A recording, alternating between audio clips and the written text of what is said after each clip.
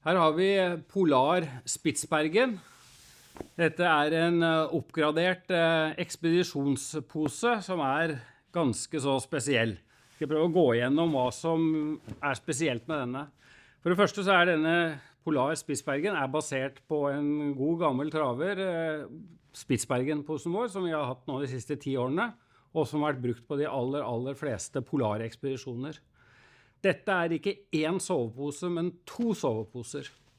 Så her har du en fibersovepose ytterst. Fiber er mer bestandig i forhold til fuktighet og kondens og slike ting. Og så har du en dunpose inni. Denne posen kan du bruke sammen, sånn som den ligger her. Eller du kan bruke bare fiberposen, eller du kan bruke bare dunposen. Så det er 3 igjen.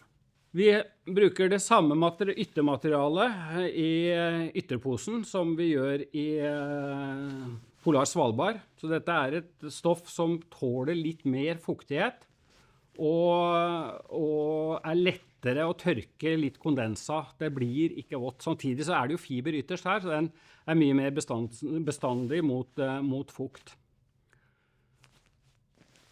Dette er også en ekspedisjonspose som er beregnet for bruk sammen med Arctic bedding. Sånn at du pakker denne soveposen liggende sånn som det er her, med liggeunderlaget under, og en Arctic bedding som tres over, så er det rett og slett et stort trekk, og så legges den oppå pulken når du er på vintertur.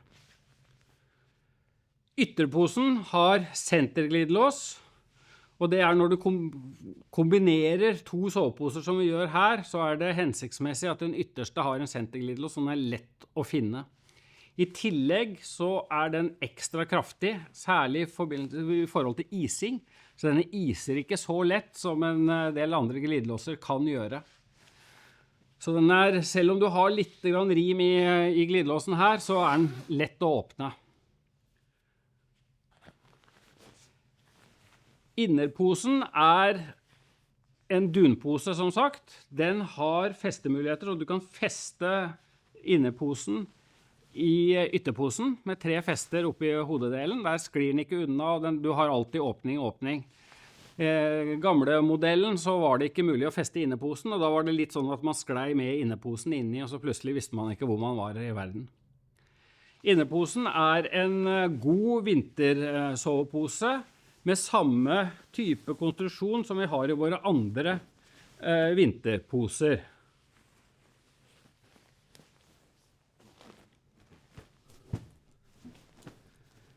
Den har relativt smale kanaler, skråstilte sidevegger, ikke noe kuldegjennomgang. Den har en glidelås som er flyttet litt opp fra bakken, lettere å få tak i, og lenger unna bakken i forhold til kuldegjennomgang. Den har den nye hetta vår, som er litt mindre, mer som en jakkehette. Passer veldig fint inn i hetta på ytterposen, men også veldig fin hvis du bare bruker denne posen alene. Bruker du denne innerposen alene, så ned mot minus 15, minus 18, ikke noe problem. Bruker du bare ytterposen, så er det en minus 5 cirka.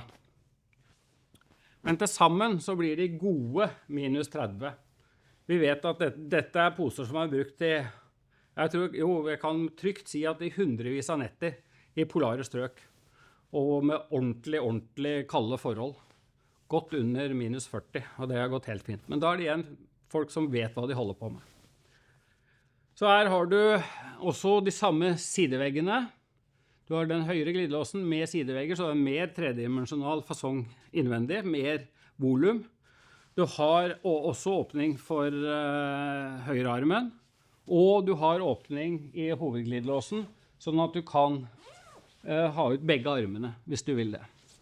Og da kan du sitte inne i denne soveposen, bare ta opp, selv om du har den ytterposen på, så kan du ta ned senterglidelåsen, og så kan du sitte inne i denne og gjøre ting. Og når du legger deg ned, så bare smetter du inn i ytterposen, og så er du klar for en god nattsøvn. Innerposen har, som sagt, alle de tekniske tingene som vi har på våre andre dunsoveposer og vintersoveposer, så du har en god varmekrage rundt nakken. Du har innvendig lukking av hetteåpninga, sånn du slipper å ta hendene ut av soveposen og pumpe varm luft ut. Alt kan foregå inni denne soveposen. Og da selv i kombinasjon med ytterposen, så trenger du egentlig bare å bruke glidelåsen i ytterposen for å åpne og lukke, og så kan du stramme og ha det varmt med inneposen.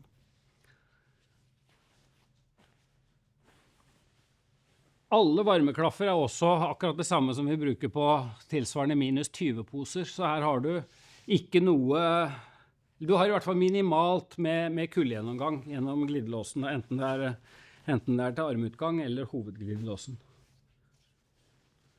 Fotboksen på inneposen er tilsvarende fotboks som vi har på våre andre poser, så den er litt sånn trapesformet, litt høyere, litt bredere i toppen. Så du har god plass til selv litt store bein, og du har god plass til å ha på ekstra tjukke sokker eller bivaksko inni hvis du har behov for det. Så dette er en ypperlig sovepose hvis du er masse på vintertur. Enten du er i Norge eller du er på ekspedisjon, så er dette helt suveren sak. I og med at den er laget til bruk i Arctic bedding, så er jo når du pakker den i transporttrekk, så vil du også på ytterposen her være hensiktsmessig å vrenge ytterposen, sånn at du får presset lufta ut lettere. Men dette er som sagt en typisk pose for Arctic bedding, og ikke noe man pakker ned i transporttrekk og nederst i sekken. Polar Spitsbergen blir levert med litt ymse transporttrekk. Ett for å bruke enten bare dunposen eller ytterposen, og ett stort kompresjonstrekk hvor det er plass til begge posene inni. Men som sagt, dette er posesystem som er laget for Arctic bedding. Da er det bare å pakke ned da. Kom, mor, nå drar vi på tur!